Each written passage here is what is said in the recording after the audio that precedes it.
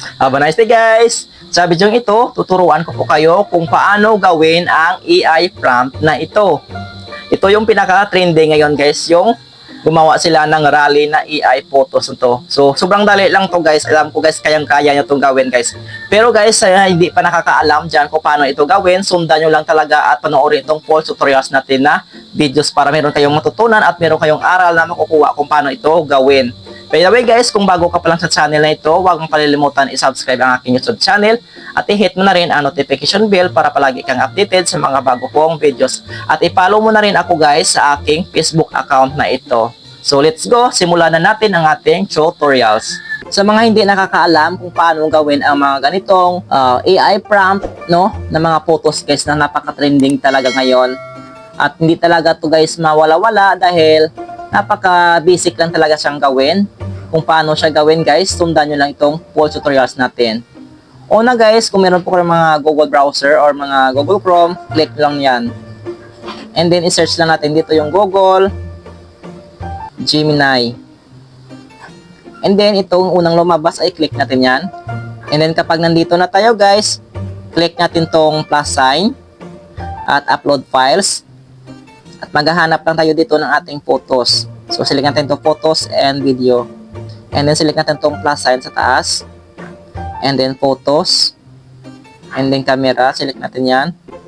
Maghahanap lang tayo dito ng ating picture. So ito, done.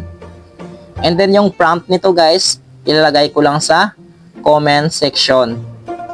Ang bilis lang to gawin guys, alam ko kayang-kaya nyo itong gawin, basic lang talaga to. Sundan nyo lang talaga to guys yung full tutorials natin at tapusin nyo talaga para meron kayong matutunan sa ating video. Kung meron po kayong matutunan guys, paki-react naman itong video ko guys at paki-follow at paki-share na rin.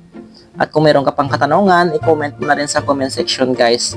Masaya na ako guys na mabasa yung mga comments ninyo. Ito guys, i-generate na natin yung ating picture. Hintayin lang natin guys ng ilang segundo. So ayan guys, generating image na siya. Once na-generate na yung image natin, ay pwede na natin yan i-download guys at i-save. At saka i-post sa ating mga social media account. Alam ko guys sa inyo no, hindi nyo pa alam talaga to paano gawin itong mga viral at trending na ito. Kaya sundan nyo lang itong tutorials natin guys para meron kayong matutunan at idea na makukuha.